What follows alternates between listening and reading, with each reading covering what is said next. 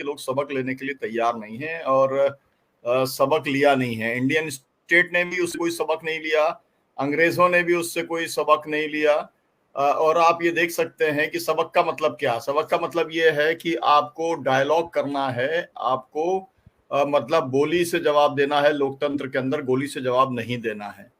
तो लेकिन ठीक है, ब्रिटेन के अंदर उस तरीके से गोली चालन नहीं होता, लेकिन ब्रिटेन की फोर्सेस ने तो जाकर के दुनिया में कई जगह पर कत्लेआम करने का काम किया है और फिर उससे पीछे भी हटने का काम किया है। तो एक तरीके से आपने देखा कि अभी जैसे पुतिन को माना जा रहा है, युद्ध का अपराधी माना जा रहा है और उसका इंटरनेशनल कोर्ट ऑफ जस्टिस के अंदर उनके ऊपर कार्रवाई की जा रही है। ऐसे ब्रिटेन के अंदर जब वो लोगों ने उतर करके सरेआम एक झूठ के आधार पर जो कार्रवाई उन्होंने इराक के अंदर करने का काम किया था, जो पूरी तरीके से आरोप बाद में गलत निकला, तो मतलब मेरा ये है कि ब्रिटिश या ब्रिटेन एज ए स्टेट जो काम उन्होंने किया, हिंदुस्तान के अंदर किया, भारत में किया, उसे गुलाम बना के रखने के लिए किया, वही काम उन्होंने जाकर के इराक में किया।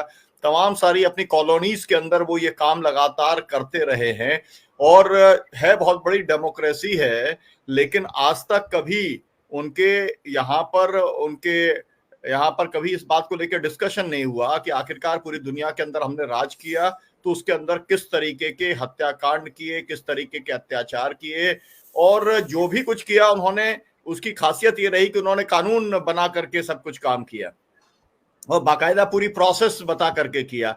मतलब एक झूठ का लबादा जो आजकल भी ओढ़ा जाता है, हर जगह पर ओढ़ा जाता है, मतलब यह है कि व्यवस्था का विरोध करने वालों के ऊपर आप मुकदमा लाद दो या आप उन्हें जेल में डाल दो या आप उन्हें गोली मार दो। तमाम किस्म के मतलब जो तौर तरीके हैं जो स्टेट रिप्रेशन के लिए अपनाने का काम करता है वो आज भी अपनाए जा रहे हैं। तो जलियांवाला बाग हत्याकांड से ना तो ब्रिटेन ने सरकार के तौर पे कोई सबक सीखा और ना भारत ने, जो कि जिन लोगों ने पूरा जो है गोली चालन को सहा था, उन लोगों ने भी कोई सबक नहीं सीखा, क्योंकि उसके बाद भी गोली चालन लगातार चलते रहे। आपको मालूम है, क्योंकि हम खुद विक्टिम हैं गोली चालन के। मेरे यहाँ पर मुल्ताई के अंदर 24 किसान शहीद हुए थे, आपको मालूम है। और आपको मंदसौर के अंदर गोली चालन शहीद हुए। ये जो पूरा आंदोलन चला किसानों का, या केसीसी का चला हो या संयुक्त किसान मोर्चे का चला हो, उसके अंदर जो मंदसौर के अंदर 6 किसान शहीद थे, उनकी शहादत की प्रेरणा थी मेरा। अब आप अगर पूरे देश के अंदर देखोगे तो आप ये पाओगे विभिन्न सरकारों ने 1 लाख से ज्यादा लोगों की हत्या की है, जो कि राज्य के स्टेट की पुलिस के द्वारा या अर्धसैनिक बलों के द्वारा जो है वो गोली चालन करके हत्या करने का काम किया गया है।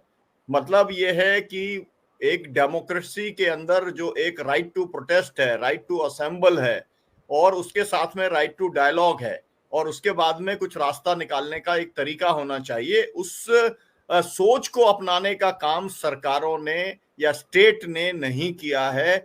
ये हम आज के दिन कह सकते हैं और इसको बदलने की जरूरत है, ये भी हम कहना चाहते हैं। इसके साथ साथ जो जिस तरीके के कानून, रोलेट एक्ट जिसके खिलाफ में पूरा जलियांवाला बाग हुआ, उसी तरीके के सब कानून आज भी जो है पूरे देश, मतलब भारत में भी बने हुए हैं, पूरी दुनिया के अंदर भी बने हुए हैं।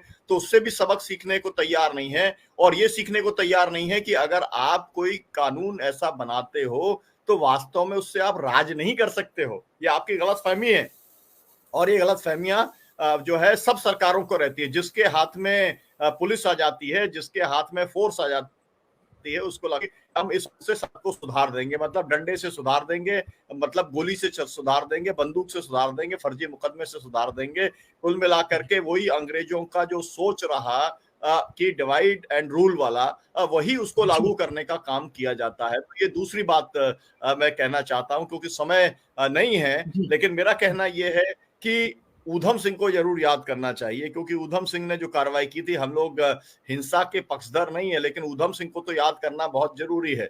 बहुत सारे लोग ऐसे हैं जो ऊधम सिंह को आज, आखिरकार आप मुझे बताइए, अगर भगत सिंह इतने बड़े सेलिब्रिटी बन गए इस देश के अंदर, दुनिया के अंदर, तो ऊधम सिंह क्यों नहीं बने? क्योंकि वो तो डायरेक्ट एक्शन वाले थे, उन्होंने तो सीधे सीधे कार्रवाई करने का काम किया था। ये एक अलग डिबेट है। इसके अंदर मेरा कहने का मतलब यह है कि कभी कभी ऐसी परिस्थिति बन जाती है कि लोगों को हथियार उठाने का काम करना पड़ता है। हम खुद उसके खिलाफ में हैं, गांधीवादी खिलाफ में है, लोहियावादी उसके खिलाफ में, समाजवादी खिलाफ में, और इस समय जितनी वामपंथी पार्टियां जो संसदीय लोकतंत्र को मानती हैं, वो सब उस तरीके की हिंसा के खिलाफ में हैं। लेकिन जब आजादी मिली है तो उस आजादी को दिलाने में उनकी भी एक भूमिका रही है और एक महत्वपूर्ण भूमिका रही है, चाहे वो भगत सिंह हो और चाहे वो सुभाष चंद्र बोस हो। एक बहुत लंबा इतिहास है और इसलिए हमको उनको भी याद करना चाहिए इस देश के एक सपूत के नाते, जिन्होंने शहादत दे करके और अंग्रेजों से मुक्ति दिलाने का काम हमें किया। मुझे ऐसा लगता है कि ब्रिटेन ने भी अभी तक वहां का उनका मेयर गया, माफी मांगी, एक बार तो प्राइम मिनिस्टर ने भी जाकर के वहां पर बोला था, लेकिन एक फॉर्मली अगर कोई माफी मांगता है इसका मतलब यह है कि वो उस प्रोसेस को रिपीट करने का काम नहीं करेगा।